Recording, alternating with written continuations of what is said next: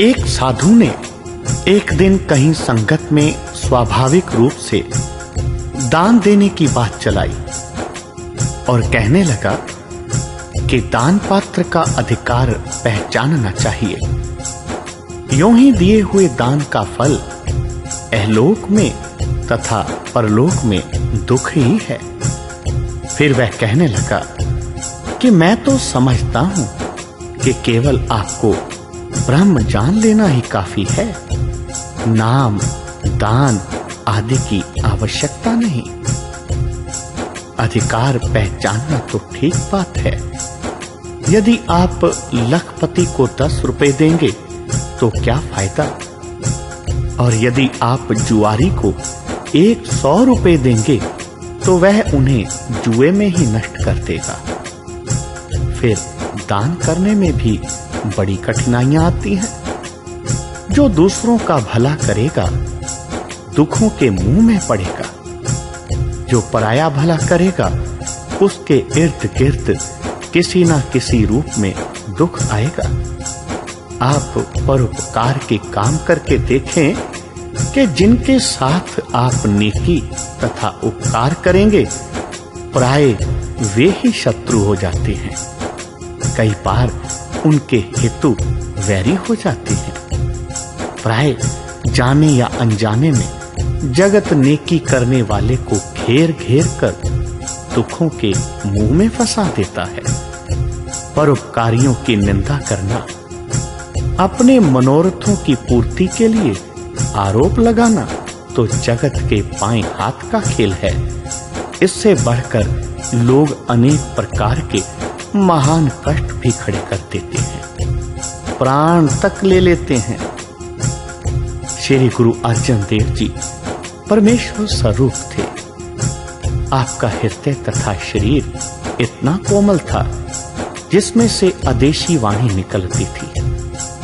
आपके उपकारों का कोई अंत नहीं। यदि उनके श्री गुरु ग्रंथ साहिब वाले रूहानी तथा कोमल कला के साहित्यिक उपकार को आंखों के सामने लाएं और दूसरी ओर उस सक्षम तथा कोमल व्यक्ति को गरम तवे पर बैठे हुए और ऊपर से गरम रेत पड़ती देखें तो प्राण कांप उठते हैं। यह देखिए जगत का शिरोमणि परोपकारी के साथ व्यवहार। बाहरी दुखों को छोड़ के यदि उपकारी अपने आप को देखें तो आप अपना धन, अपना समय, और यदि भक्ति वाला है तो वह अपना मानसिक बल उपकार में कितना व्यय करता है। यूं अपना बिगाड़ेगा तब ही कहीं जाकर दूसरे का कुछ संवारेगा। हाँ, सेवा अथवा उपकार, नेकी अथवा दान बड़े कठिन काम हैं। इनके करने वालों को जगत वह कुछ फल देता है कि कोई क्या कहे। दसम पातशाह श्री गुरु गोविंद सिंह जी के उपकारों को याद कीजिए और उनके कष्टों का विचार कीजिए। वे भगवंत रूप थे। आप भगवंत थे, पर देख लीजिए जो कुछ जगत ने उनके साथ व्यवहार किया वे ही थे जो सदैव डटे रहे, कभी भी ना डोले। वे भगवंत रूप थे, वे अद्वितीय थे। हम और आप तो जीव हैं, भूलने वाले हैं, थोड़ी वित्त वाले हैं। हमें सत्संग की, सदैव नाम में रहने की, कीर्तन की आवश्यकता है, जिससे नेकी करते समय जो कठिनाइयां आती हैं और व्यवहार होता है वे कटु अनुभव कहीं हमें नाम तथा नेकी से हरा ना दे। गुरु जी कहते हैं अपनी वाणी में, जे को अपनी ओट समारै, जैसा बित तैसा हुए वर्तै, अपना बल नहीं हारै। भगत जनों, यदि कोई ऐसा साधन करना है जिसके साथ वह अपने अंदर अपने आपा के अवलंब पर टिकता है तो वह अपनी क्षमता के अनुसार अपने बल का प्रयोग करे। इतना भी प्रयोग ना करे कि उसका बल ही हार जाए। हारना और मरना एक समान है। अतः सदैव अपनी क्षमता को पहचान कर काम करे, जब तक कि अहं की सारी पंक्ति टूट ना जाए। सिद्धांत की एक बात है कि जो अंदर में अहं वाले पुरुष हैं, जिनके मन का मैल किसी एकाग्रता और किसी साधन द्वारा शुद्ध होकर आपे को आपे से जोड़ा नहीं गया, और जिन्हें अहं और अहं की जननी भेदभाव से मुक्ति प्राप्त नहीं हुई, उनका परोपकार केवल ऊपरी दया के भाव से उत्पन्न होता है। और जब तजुर्बे में कटुता आती है तो उनके स्वभाव में परिवर्तन आ जाता है। पश्चिम की एक बोली में एक कहावत है, उपकार का अंत उपकार। कारण यह है कि किसी साधन संपत्ति से जब अंदर का अहं दूर नहीं होता और उससे उत्पन्न हुआ भेदभाव दूर नहीं हुआ, तब उस वस्तु की जड़ नहीं काटी गई जो भेदभाव का मूल है। यों नेकी करने में जो चोट लगती है, वे पहले चाव का मुंह मोड़ देती है, फिर वही अहं अंतस को पत्थर बना देता है। एक परोपकारी सिख था। वह सचमुच गरीबों का भला करता था तथा समय देता था, धन भी व्यय करता था, सब लोगों के काम को संभालता था, दुख सुख के समय काम भी आता था, पर निंदा तथा नुक्ताचीनी में खेलता था। सत्संग में भी जाता था, पर प्रभाव में किसी के भी नहीं था। अहं तथा भेदभाव रूप बदलकर इसके अंतस को जलाया करते थे। आम लोग इससे प्रसन्न दिखाई पड़ते थे, पर इसके अंतस के उबाल कईयों को छाले डाल देते थे। इस प्रकार के पुरुष के लिए आवश्यक है कि पहले अपने आप का उपकार करे, अंतस को नाम तथा वाणी द्वारा पवित्र करे। जहां पर भेदभाव तथा आपा पसंदी का मैल है, वहां से वह दूर हो, फिर उपकार करे। सबसे पहली दया आत्म कृपा है, अपने आप को स्वच्छ करने की, अपने आप पर दया करने की। एक और उपकारी था जो बड़ी आयु में जाकर दया को कसायन कहा करता था। उसे अपने उपकारों के बदले में कष्ट मिले थे। जिनके साथ नेकी की थी, उन्होंने ही दुख दिए थे। निराशा की चोटों से जो नेकी के बदले में बुराई मिलने से लगती है, उन्हें सहन कर करके वह सिंह पत्थर हो गया था। कहता था कि अब मुझे पता चला है, मैं मूर्ख था, अब बुद्धिमान हुआ हूं। पर वास्तव में वह बुद्धिमान नहीं था, उसका अंतस कठोर हो गया था। यदि वह नियम बनाता कि प्रतिदिन वाणी का पाठ करूंगा और विचार करूंगा, यह भी नियम बनाता कि अमृत वेला में उठकर नाम जपूंगा, अवश्य ही कीर्तन सुना करूंगा, फिर कहीं जाकर उसके मन का मैल उतरता, मन एकाग्र होता और उसमें आनंद का प्रभाव पड़ता। फिर पता चलता कि सार उपकार यह है। आपे के साथ आप उपकार करना, पहले यह उपकार है। रोगी भी कभी रोगी की चिकित्सा कर सकता है। पहले स्वस्थ हो जाइए, अहं के दाव पेच देख, माया को समझ, मन को विनीत कर, बुद्धि को उज्जवल तथा ऊंचा कर और इनके सिर पर नाम का पहरा रख। फिर यदि हो सके तो भला कर। फिर यदि तू भला करेगा तो कभी भी कटु अनुभवों के कारण भलाई की ओर से मुंह नहीं मोड़ेगा। देख, दशम गुरु ने जब खालसा के सिर पर जगत का अत्याचार दूर करने का तथा उपकार करने का काम रखा तो पहले यह मति प्रदान की, जागत जोत जपै निस्बासर, एक बिना मन नेक ना आने।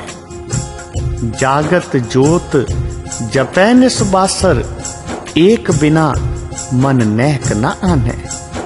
क्योंकि हे उपकारी, तुझे दुख देने से तो जगत नहीं टलेगा, पर यदि अंदर में तेरी टेक बंध गई होगी जागृत ज्योति भगवंत के ऊपर, तो तेरा परोपकार स्वाभाविक ही होगा।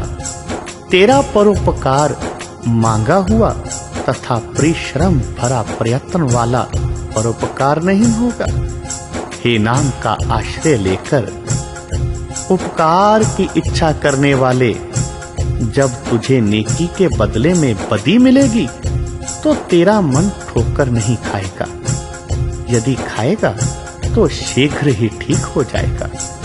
विचार उसकी सहायता करेगा और उसे कहेगा कि तुझे अपने ईश्वर की आज्ञा का पालन करना है।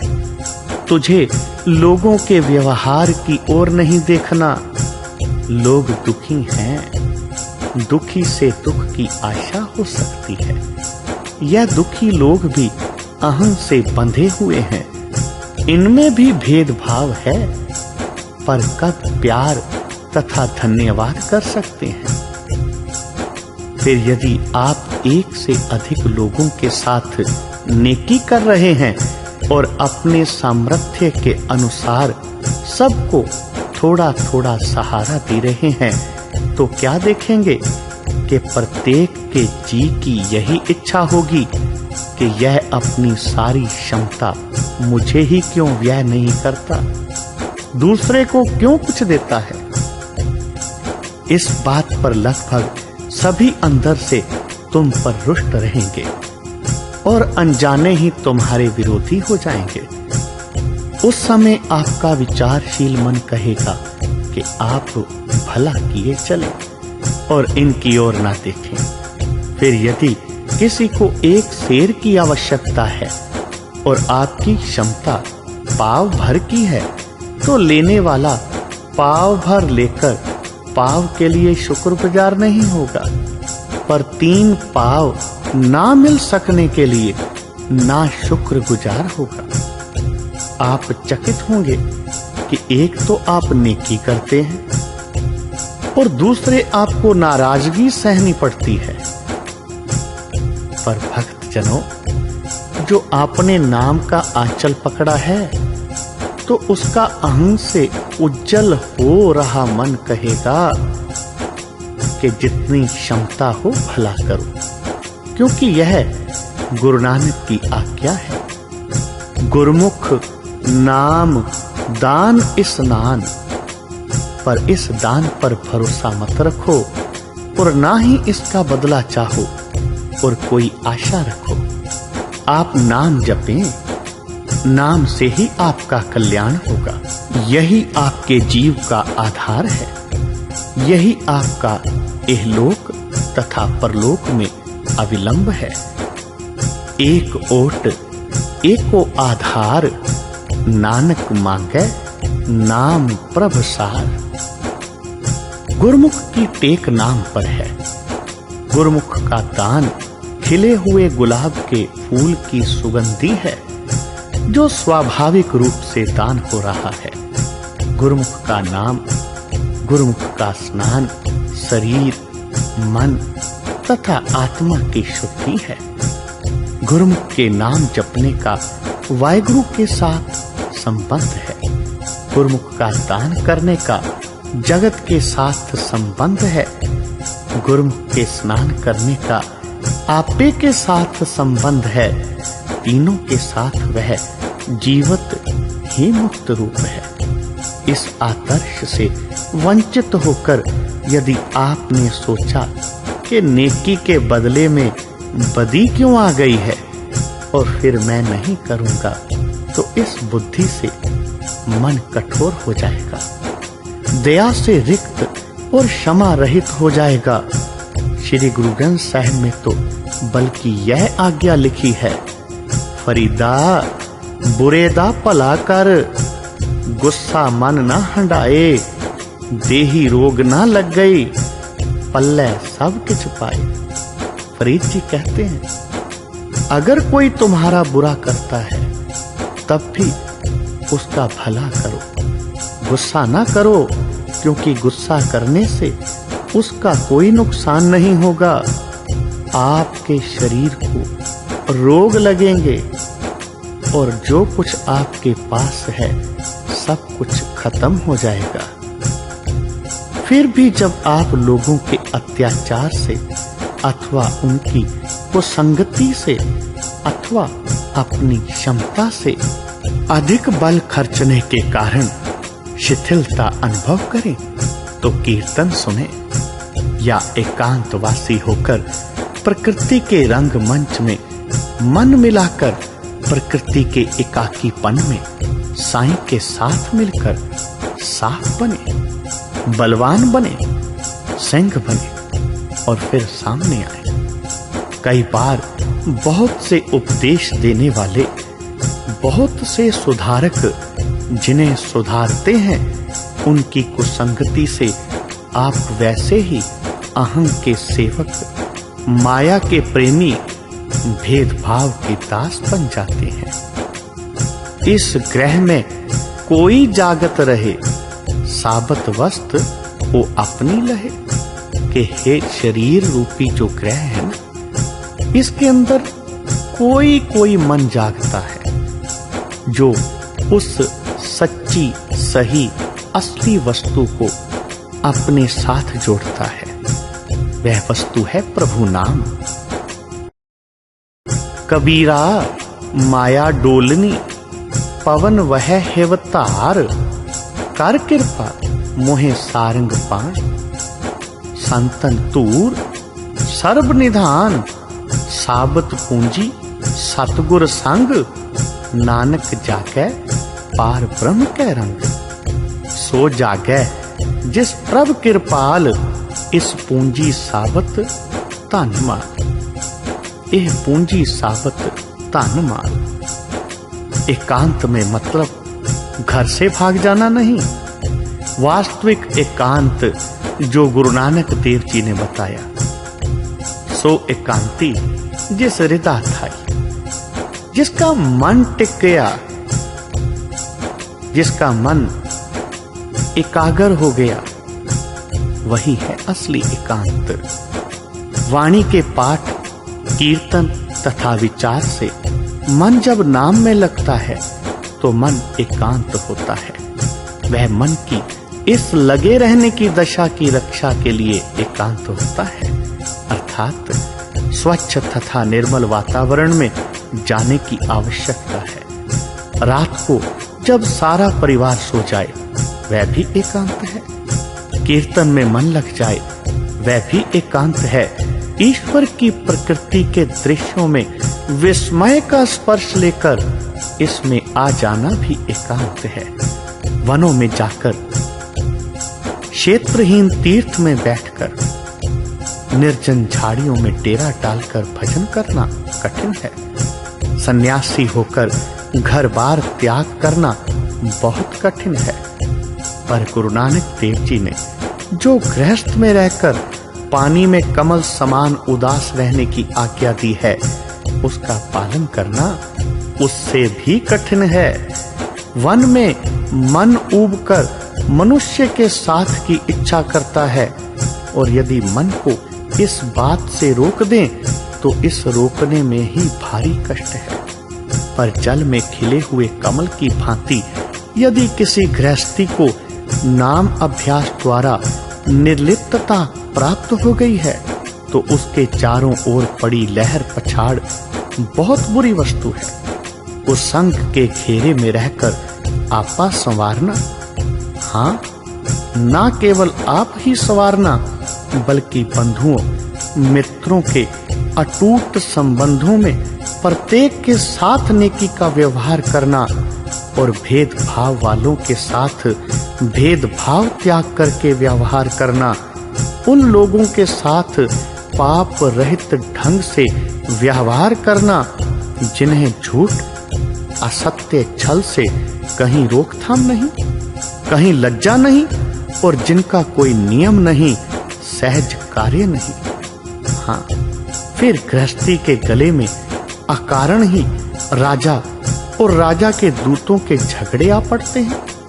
गृहस्थ में रहकर ऐसा कौन है जो आप कमाने के तरजुद और मेहनत, बाल बच्चे, पत्नी, माता पिता सबके प्रति अपने उत्तरदायित्व, बीमारियों और वामारदारियों, मौतों और जीने वाले के दिलदारियों आदि के लहर पछाड़ से अपने आप को अलग रखता है। हाँ, इस लहर पछाड़ में निर्लिप्त रहना कैसे हो सकता है जब तक कि नाम का आधार अंदर ना हो। बड़ी कठिनाई तो यह है कि लहर पछाड़ नाम अभ्यास और सत्य का जीवन व्यतीत करने के यत्नों में भारी बाधा डालती है। यूं गृहस्थ उदासी का मार्ग बहुत कठिन है। उधर वन में रहकर वनवासी साधु को किसी लहर पछाड़ झेलनी पड़ती है। एक अपने मन की, एक भूख प्यास तथा सर्दी की और सबसे बड़ी मनुष्य के दर्शन से वंचित होने की, जो बहुत ही कठिन बात है। पर इन सभी कठिनाइयों की लंबाई चौड़ाई अपने आप पर ही समाप्त हो जाती है। वहां पर उपकार किस पर करना है और गुस्सा किसका सहन करना है। पर गृहस्थ में जो नाम जपने वाला पुरुष बैठा है, वह परिवार में रोगी होने के समय कहां पर भाग कर जाएगा। घर में किसी संबंधी के विधवा तथा अनाथ होते समय आप कैसे भोजन करेगा और कैसे उन्हें भूखा देख सकेगा।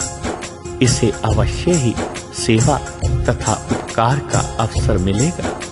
इसके मन को भेदभाव से रहित होना है, पर पीड़ा हरना इसका एक स्वभाव होगा। अहंग के साथ, दिखावे के साथ इसको कुछ भी नहीं करना। इसके ऊंचे सिद्धांतों पर खड़े होकर आपा निवारण करके भलाई करनी है। इस भलाई के समय धन, बल, मन, बुद्धि आदि सब पर विजय प्राप्त करनी है। नाम जपने वाले गृहस्थी की निंदा स्तुति झेलनी है। कठोरता, अत्याचार तथा अन्याय सहन करने हैं। अर्थात गृहस्थी नाम के प्रेमी के आपे पर टिकना और फिर इसे लहर पछाड़ से आपे को टूटने नहीं देना। गुरु नानक की यही आज्ञा है, यही ठीक है, यही करना है, क्योंकि इसी में रहकर तथा इसी में चलकर मन तथा सुरत को परिपक्व होना है और सभी बुरे प्रभावों के साथ युद्ध करवाकर ऊंचा उठाना है। बर्तनों में डालकर पकाए गए फल मीठे नहीं होते, जितने के वर्षा, आंधी और धूप सहन करके शाखाओं के साथ लगे रहकर पके हुए फल मीठे होते हैं। गुरु नानक की आज्ञा सत्य और स्वच्छ है। विरक्त के मार्ग में भी डेरादार संतों के लिए तथा प्रचार करने वाले भले पुरुषों के लिए अपने ही प्रकार की लहर पछाड़ आती है, जो बहुत ही कठिन होती है। भगत जनों, परोपकार बहुत महान है, परोपकार बहुत बड़ा है। गुरु नानक ने संसार का भ्रमण करते हुए इस परोपकार की सही परिभाषा हमें दी। गुरु नानक की इस परिभाषा को, गुरु नानक की इस शिक्षा को अपने मन में बसाएं। ठीक उसी प्रकार जिस प्रकार एक फल वर्षा, आंधी, तूफान में डाल से लगकर मीठा होता है, हम अपने गृहस्थ जीवन में आ रही इन लहर पछाड़ों के साथ डटकर मुकाबला करते हुए उस प्रभु परमात्मा का सिमरन करते, भक्ति करते, अपने मन को उसके चरणों में जोड़ते हुए अपनी सभी जिम्मेवारियां पूरी शिद्दत के साथ, ईमानदारी के साथ निभाते हुए गुरु नानक की शिक्षा पर अपना जीवन व्यतीत करें। यही सबसे बड़ा परोपकार है अपने ऊपर और समाज के ऊपर। बोलो जी पाई जी वाहे गुरु, वाहे गुरु, वाहे गुरु।